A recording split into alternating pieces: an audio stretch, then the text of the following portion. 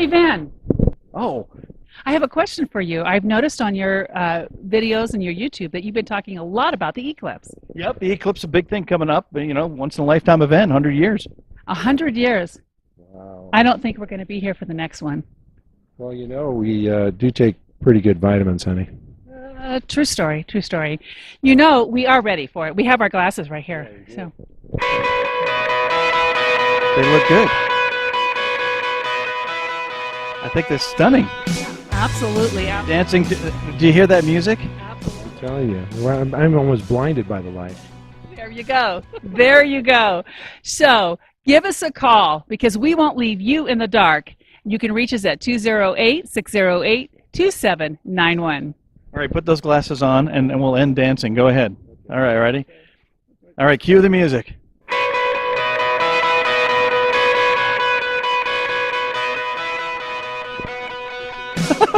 We're going to cut that out.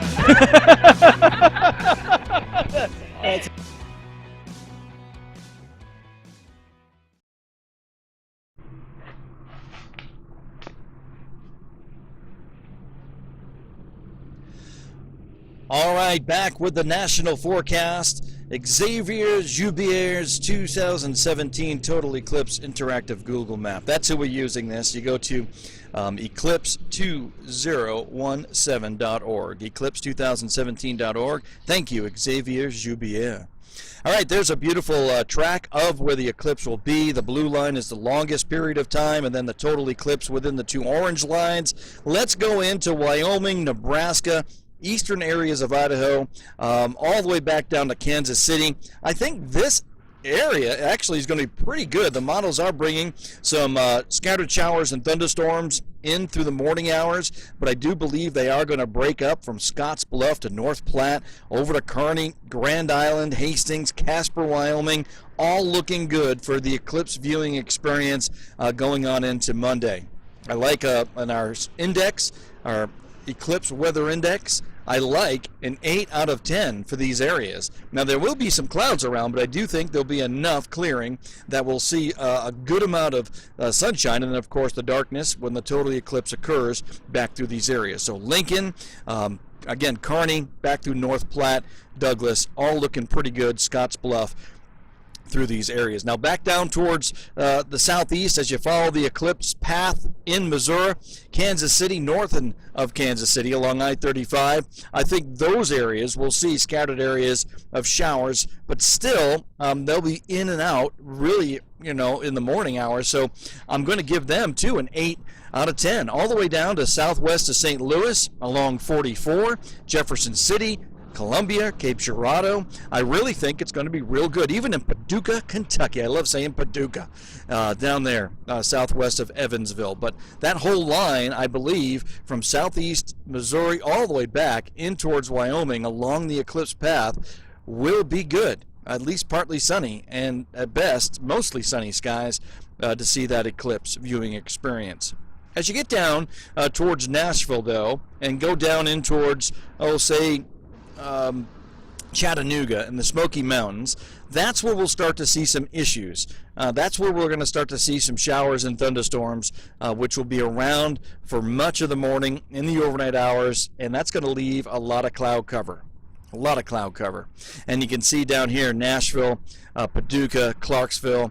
That, of course, is the longest duration. That point right there around Marion, just north of Cape Girardeau, is the longest duration of the eclipse, and the entire eclipse. So pretty impressive stuff.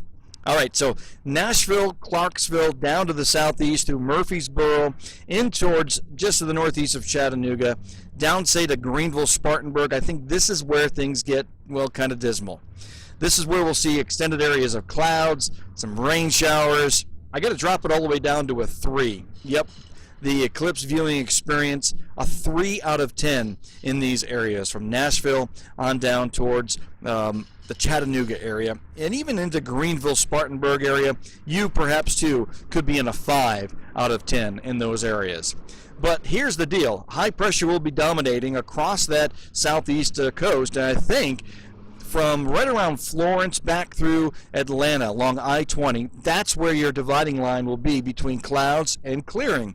So southeast of I-20 and going down towards I-95, Somerville, Charleston, south of Myrtle Beach. I think all this area is going to be good. There'll be some morning fog, but that'll burn off. I do think that you're going to be in enough of a ridge of high pressure to see the total eclipse with some good sunshine, pretty much south and east of right there of Columbia. Good, and then north and west of Columbia, not so good. Cloud cover a little bit more abundant as you get back up there towards northeast Georgia, back in towards the border of Tennessee. So these are the areas that are of concern. Now back into the Pacific Northwest, let's make that jump all the way back into the Pacific Northwest, back through Idaho. We are going to look at actually not so great conditions. There's going to be a couple of storm systems here that are going to come into the northwest. I do believe, I think we're still showing you here, Nashville back in towards Chattanooga, Greenville, again, that area from Greenville to Nashville up towards Clarksville, that's where your storms will be. Then as we go back into the Pacific Northwest, I do believe that we'll get into a few clouds, a little bit more than we would have back through Idaho and eastern areas of Oregon. So going to lower it to a 5 out of 10 for viewing experience. Could be up to a 6 depending on the track of the two storms. One storm system going to our south, but the jet stream kind of bending up, no pun intended, over Bend, Oregon. And then another storm system kind of going on up in towards northern areas of Canada, and that's why I think Idaho and northern areas of Idaho will see some clouds. But back here around the Willamette National Forest, Eugene, Corvallis, Salem, these areas I do think will see some clouds, a mixture of sun and clouds, so I can't give you the total green light. Going to put you in the yellow caution area. This is going to be a 5 out of 10, maybe a 6, we'll see.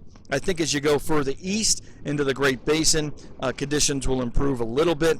Better conditions probably down by Sisters, Redmond, Pineville, Mount Vernon, all these areas here, Dayville, those probably a little bit better than back towards the coast, especially around Newport, where you deal with some low clouds and fog and some just downright cloud cover moving on through.